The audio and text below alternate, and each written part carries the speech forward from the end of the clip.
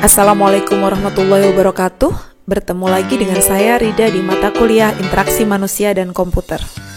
Kali ini kita akan membahas mengenai pengenalan HCI atau Human Computer Interaction, atau bisa kita kenal sebagai interaksi manusia dan komputer. Apa itu interaksi manusia dan komputer? Apakah memang interaksi antara manusia dengan sebuah komputer atau seperti apa? Mari kita bahas satu persatu. Human Computer Interaction memiliki istilah lain, yaitu Man-Machine Interaction, kemudian Human-Machine Interaction, dan Computer and Human Interaction.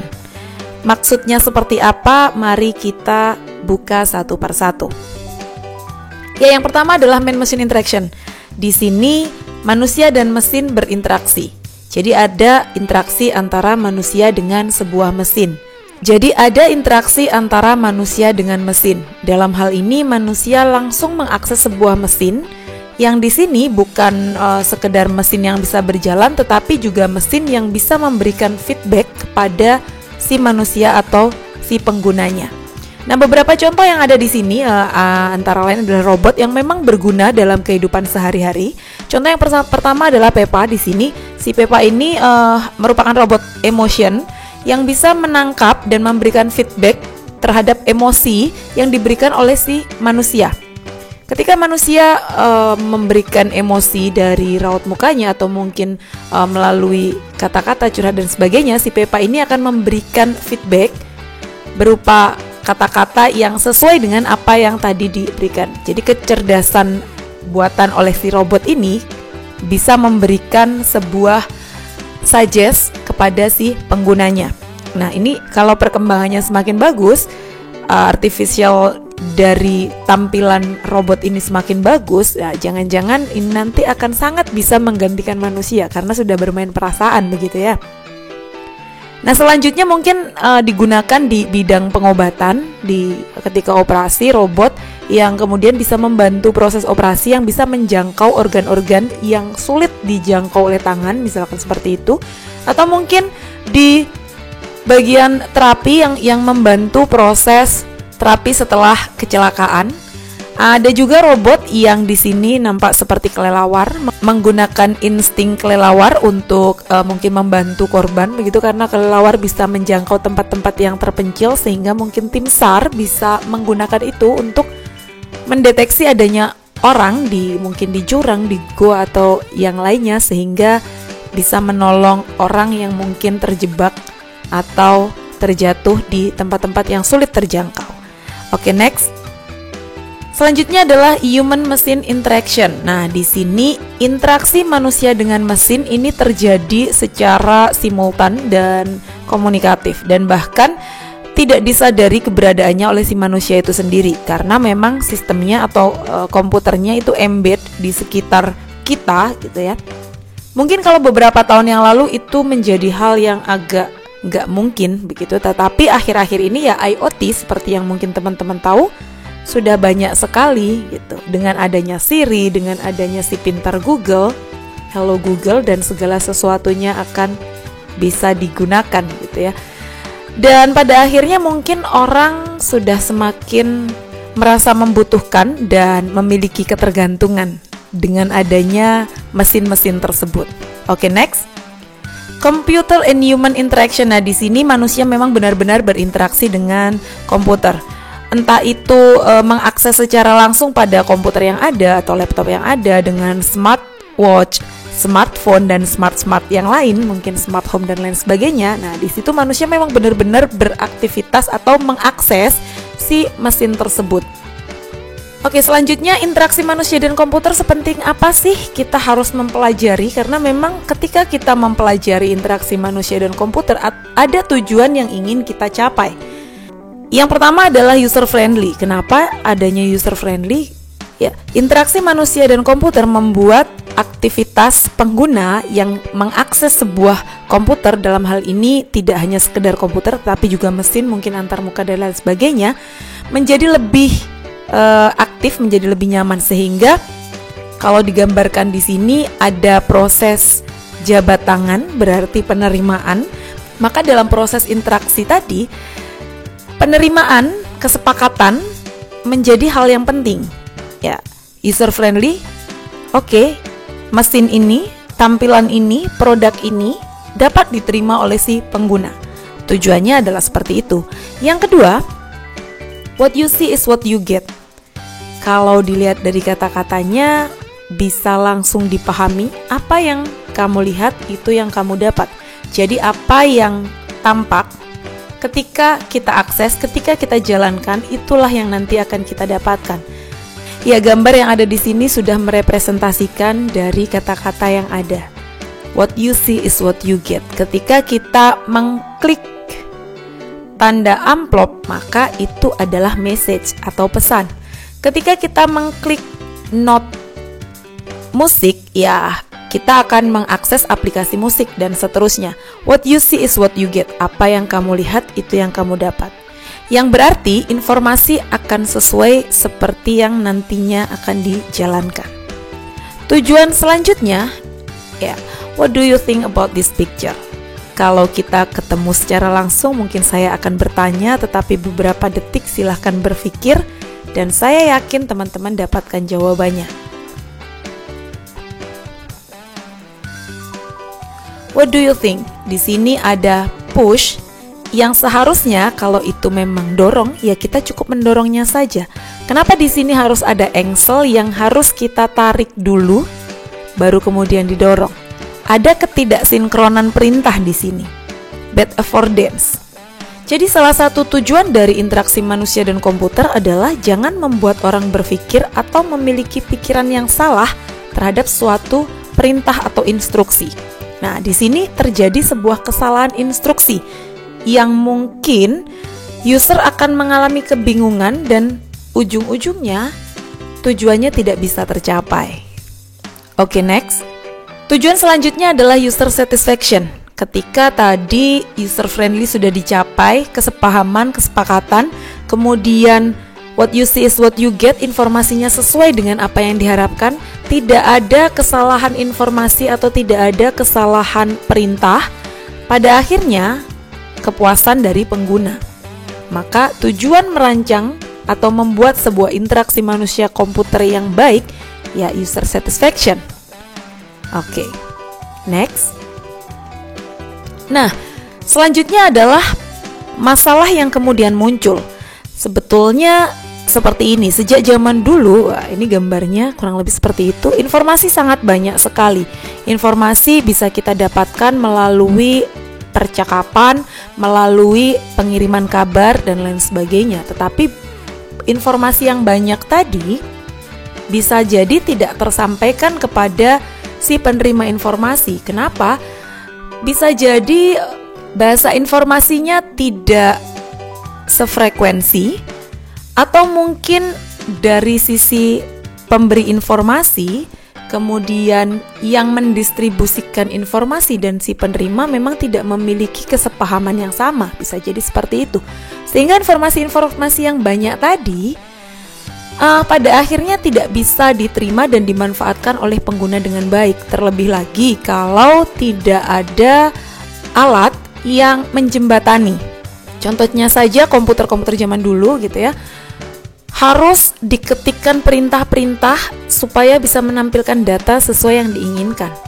Ya, itu berarti hanya orang tertentu saja yang bisa mengakses itu, begitu. Padahal informasinya ini bisa digunakan oleh semua orang, atau informasi ini akan menjadi bermanfaat jika digunakan oleh semua orang. Nah, disitulah kemudian kita membutuhkan GUI, Graphical User Interface, begitu kan? Supaya apa? Ya supaya informasi yang banyak tadi, informasi yang penting tadi bisa tersampaikan dan diterima dengan baik oleh si penerima informasi. Dan kemudian informasinya bisa dimanfaatkan. Nah, kemudian orang mulai berlomba-lomba membuat GUI. Tetapi kadangkala dalam membuat GUI atau Graphical User Interface tadi tidak dipertimbangkan sisi keamanan, sisi kenyamanan. Yang penting bagus, yang penting menarik, yang penting memiliki inovasi gitu. Di sini gambarnya kurang lebih seperti ini. Ini keren, bagus. Ini sebuah inovasi gitu ya. Tetapi apakah kemudian ini aman, nyaman dan akan dengan mudah digunakan? Itu juga perlu kita pikirkan. Oke. Nah, selanjutnya di sini prinsip dari Computer Work System. Human computer interaction prosesnya seperti ini. Ada input, kemudian diproses, dan kemudian ada outputnya. Inputnya berupa apa? Number, karakter, image, suara, kemudian mungkin sinyal, kemudian mungkin cahaya dan lain sebagainya yang kemudian diproses dan selanjutnya kita akan bisa menggunakan. Tampilannya apa? Ya tergantung tadi apa. Misalkan kita masukkan adalah gambar, face recognition gitu ya. Diproses, outputnya apa? Outputnya mungkin pintunya terbuka dan lain sebagainya. Berarti ada microcontroller yang kemudian menjalankan, ya kan? Seperti itu. Itu adalah sebuah proses di human computer interaction. Nah, ini dia tadi di tujuan dari interaksi manusia dan komputer salah satunya adalah user friendly. User friendly itu yang seperti apa sih? Kriterianya antara lain has a great look. Memiliki tampilan yang oke, yang bagus. Bagus itu mungkin subjektif, tetapi ada hal-hal yang bisa dijadikan patokan, gitu ya. User friendly yang pertama adalah has a great look. Kemudian easy to use, mudah untuk digunakan. Oke, sudah tampilannya bagus sesuai dengan mungkin yang pertama sesuai dengan brandnya, kemudian sesuai dengan pakem-pakemnya. Yang kedua adalah mudah untuk digunakan. Ketika ini mudah digunakan, maka orang akan lebih tertarik untuk melanjutkan proses selanjutnya. Easy to learn, mudah untuk dipelajari. Oke, sudah tampilannya bagus, ini mudah digunakan. Selanjutnya saya harus mengisikan data ini, klik tombol ini, maka nanti muncul halaman ini. Apa yang saya lakukan? Saya harus mengisi formnya. Ada tanda-tanda atau ada notifikasi yang memang harus saya isi dan seterusnya. Mudah untuk dipelajari. Kalau sudah seperti itu apa? User feels happy when using the application atau software tersebut. Sama halnya ketika berkenalan dengan seseorang. Oke, tidak bisa dipungkiri tampilannya oke. Tampilannya oke, easy to use, ya bukan digunakan juga, mungkin enak diajak ngobrol gitu kan, enak diajak ngobrol, enak nyambung dan seterusnya. Nah, kalau sudah begitu easy to learn, mudah dipahami, mudah dipengerti. Kalau susah untuk dimengerti pasti malas juga gitu kan untuk kenalan lebih lanjut. Nah, sama. Setelah semuanya itu ya sudah happy ending gitu kan. Begitu juga dengan kriteria user friendly di sebuah interaksi manusia dan komputer. Oke, next. Oke, HCI atau Human Computer Interaction mencakup beberapa hal, kegunaan dan konteks komputer, sehingga di sini nanti bagaimana sebuah interaksi manusia dan komputer akan dipelajari atau akan dibuat, termasuk kegunaan dan konteks komputernya. Karakteristik manusia, kita juga akan mempelajari itu. Apa sih yang menjadi kebiasaan, apa sih yang menjadi kesukaan, di mana itu diakses, siapa sih yang akan menggunakan, karakter manusia perlu kita pahami juga. Kemudian selanjutnya adalah sistem komputer dan arsitektur antarmuka. Bagaimana kita akan merancang sebuah antarmuka? Apakah antarmuka ini cocok untuk device yang nantinya akan digunakan? Apakah antarmuka ini memang cocok untuk digunakan si pengguna A, si pengguna B, dan lain sebagainya? Yang terakhir adalah the development process. Setelah segala hal tadi dibahas, selanjutnya ya kita akan memproses perancangannya. Perancangan yang cocok nanti seperti apa? Setelah tadi kita menganalisis kegunaan, siapa yang menggunakan dan lain sebagainya, kita akan memproses perancangannya. Sehingga di sini kalau kita ibaratkan ada manusia yang kemudian berinteraksi dengan komputer. Manusia di sini ya bisa jadi user atau si pengguna itu sendiri, atau mungkin environment, lingkungannya. Kemudian interaksinya apa? Ya user mungkin memberitahukan, menginputkan perintah. Komputer akan mengkomunikasikan hasil. Komputer akan memberikan apa yang manusia atau apa yang user inginkan. Nah, di sini komputer itu bisa berupa hardware, software, dan lain sebagainya. Karena di situ akan diproses, karena disitulah nanti yang akan memberikan hasil sesuai dengan yang manusia atau user inginkan, atau mungkin environment inginkan. Oke, next. Ya, HCI system di sini kalau dirumuskan gitu ya, ada function sebuah HMEIT, di mana H itu adalah subsistem manusia, subsistem mesin, subsistem lingkungan, interaksi manusia dengan subsistem, kemudian waktu atau lamanya terjadi interaksi. Kenapa lamanya interaksi menjadi sebuah komponen dalam human computer interaction system? Ya, bisa jadi ketika kita mengakses sesuatu, ada waktu yang kemudian diperlukan. Kalau kita sekilas saja, ya mungkin kita tidak bisa menjalankan sesuatu. Ada butuh waktu, misalkan ketika kita menggunakan sidik jari saja, ada beberapa waktu yang perlu kita tunggu sampai kemudian sidik jari kita bisa tercapture. Nah, kurang lebih seperti itu. Well, disiplin contributing to HCI. Ada beberapa ilmu ya yang mempengaruhi HCI. Jadi HCI tidak hanya tentang mesin, tidak hanya tentang komputer, tidak hanya tentang antarmuka, tetapi beberapa ilmu yang lain itu mempengaruhi juga. Bagaimana di sini software engineering juga memiliki pengaruh dengan HCI karena ketika interaksi manusia dan komputer tadi dibangun atau terjadi development proses tadi, ya mungkin kita memerlukan software engineering untuk mendelivery sebuah permintaan atau sebuah sistem supaya sistem tersebut ya bisa menjembatani antara si manusia dengan si komputer. Kemudian technical writing. Kenapa harus ada technical writing? Ya, HCI terkait dengan antarmuka, begitu kan tadi.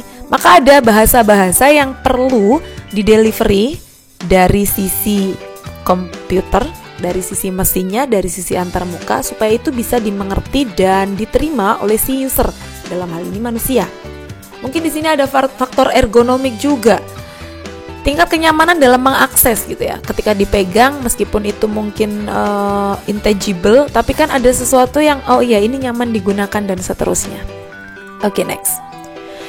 Nah, di sini adalah bidang ilmu yang mungkin beririsan gitu ya dengan HCI. Ada banyak ya di sini kalau dilihat. User Experience Design memiliki irisan yang kuat dengan HCI. Kemudian ada usability, ubiquitous computing tadi ya, interactive environment, media installation dan lain sebagainya, ada informatik, marketing. Nah, ini memiliki hubungan satu sama lain.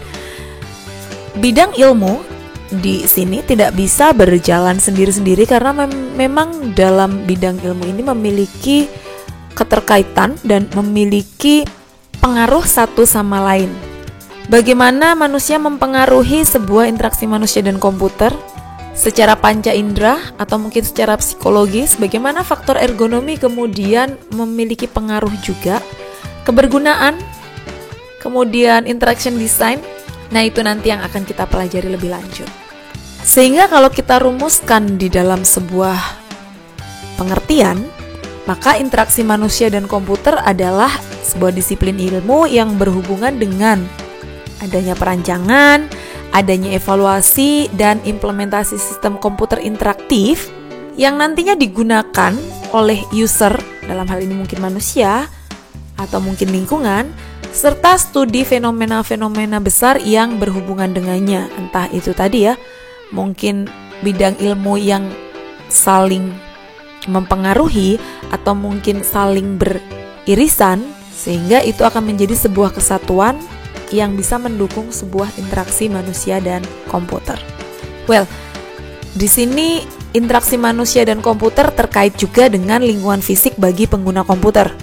Bagaimana seorang pengguna komputer kemudian akan mengakses lingkungan fisik di sekitarnya, apakah memang memiliki pengaruh atau memiliki impact dari adanya interaksi manusia dan komputer tadi. Kemudian interaksi antara pengguna dengan sistem komputer. Nah, topik-topik yang dibahas termasuk software development and usability engineering, kemudian good design, usability testing, styles of interaction, accessibility for people with disabilities. Jadi, interaksi manusia dan komputer akan membahas juga hal-hal yang terkait dengan ini. Bagaimana sebuah sistem nanti akan didevelop, desain yang seperti apa sih yang bisa diterima oleh si pengguna, kebergunaannya nanti seperti apa, kalau kita testing hasilnya seperti apa, model interaksinya bagaimana, kemudian accessibility untuk disabilitas. Nah, selanjutnya user friendly, tadi lagi-lagi user friendly. Karena memang interaksi manusia dan komputer akan bisa diterima oleh pengguna ketika itu user friendly. Maka pengguna akan merasa nyaman menggunakan itu, pengguna bisa menerima itu, pengguna merasa bahwa apa yang dibutuhkan bisa terakomodir dengan baik. Sebuah interaksi manusia dan komputer yang baik ini juga terkait dengan desain yang bagus. Tetapi desain yang bagus bukan tentang warna saja atau tentang bentuknya yang seperti apa, Tetapi balik lagi, tentang nyaman digunakan, tentang kemudian what you see is what you get tadi, tentang informasi yang tidak ambigu, yang bisa langsung diterima dan membuat orang tidak perlu berpikir dan belajar terlalu keras, sehingga sebuah aplikasi atau sebuah antarmuka atau sebuah mesin dapat diterima dengan baik. Di sini yang terakhir adalah programmer or designer error. Nah, di sini yang kadang terjadi kesalahan begitu, bahwa the design satisfy me, so it will satisfy everyone. Somehow, desain ini membuat saya puas, jadi pasti orang lain juga akan puas. Tapi kan tidak bisa seperti itu. Ini buat siapa sih, gitu ya? The design satisfies the average users. It will satisfy all user. Kalau ini membuat sebagian pengguna itu puas, maka semuanya pasti akan puas. Tergantung juga ini buat siapa sistemnya. Apakah memang tujuannya untuk general atau spesial? Perlu kita pikirkan juga. There are many people, so it's impossible to make everyone satisfied. Ya, banyak orang, jadi ini kayaknya nggak mungkin deh untuk membuat semuanya itu puas gitu ya. Tapi balik lagi kan, orang itu memiliki adaptif yang tinggi, jadi harusnya itu nggak masalah gitu kan. Iya sih, hanya saja kalau perbedaan itu terlalu signifikan, proses adaptasi juga akan berat untuk dilakukan. Itu perlu dipikirkan juga. Ergonomic factor are quite expensive. Iya, memang faktor ergonomi itu ya cukup mahal gitu kan. Tapi di sini sebuah produk ini akan tetap terjual meskipun mungkin ergonominya itu nggak bagus, yang penting tampilannya oke. Iya sih akan terjual pada saat itu, tetapi setelah beberapa lama ternyata tidak nyaman, ya discontinue, tidak lagi dilanjutkan proses produksi gitu kan, maka gagal lagi ya. Itu perlu dipikirkan juga. Kemudian ergonomic is a good idea, jelas. We design based on ergonomic factor, but we just use intuition. Jadi kita mendesain berdasarkan faktor ergonomi, tapi ya udah pakai intuisi aja, nggak usah kita melibatkan research and data. Balik lagi, siapa sih yang menggunakan ini nantinya? Kalau itu berdasarkan intuisi, itu intuisinya siapa? Apakah kemudian akan diterima oleh seluruh pengguna? Balik lagi tuh ke poin 1 atau 2 gitu. Apakah kemudian user akan puas dengan itu semua? Nah, itu hal-hal yang perlu diperhatikan oleh programmer and designer error. Somehow designer atau programmer tuh merasa ya ini produk saya, ini adalah karya saya, ini yang terbaik yang saya buat, maka orang lain harusnya bisa menerima ini. Tapi kan tidak seperti itu. Segala sesuatu yang kita buat nantinya akan dilempar kepada user, maka user yang akan menilai apakah ini memang layak untuk diterima atau tidak. Nah, bidang kerja di dalam IMK antara lain desain interaksi, ya mereka terlibat dalam mendesain semua aspek interaktif sebuah produk. Maka di sini perlu adanya research begitu. Siapa yang akan menggunakan, siapa yang terlibat, siapa yang nanti akan dilibatkan dalam proses testing mungkin dan lain sebagainya. Desainer web juga mereka yang membangun dan mencipta desain laman web. Berbeda dengan programmer web ya. Kalau programmer web kita akan membahas tentang back end-nya, kalau di sini tentang front end-nya begitu. Arsitektur informasi, mereka yang mencetuskan ide tentang bagaimana merancang produk yang interaktif. Berarti ini terkait alur prosesnya, ketika diklik ini maka dia menuju kemana, apa yang kemudian ditampilkan, informasi apa yang kemudian akan diberikan kepada si pengguna. Bahkan itu terkait dengan kenyamanan gitu ya, kenyamanan pengguna terhadap sebuah informasi, terhadap sebuah bahasa tadi, teknik writingnya tadi gitu ya, bahasa apa yang kemudian akan bisa diterima pengguna dan lain sebagainya. User experience design, mereka yang membuat hal di atas termasuk menjalankan kajian tentang desain produk. Nah, di sini lebih mendalam lagi, bagaimana pengalaman pengguna kemudian menjadi patokan dalam merancang sebuah antarmuka, merancang sebuah produk, sehingga produk ini akan bisa diterima oleh pengguna berdasarkan pengalaman yang selama ini memang digunakan. Terima kasih. Kita akan kembali di materi selanjutnya. Assalamualaikum warahmatullahi wabarakatuh.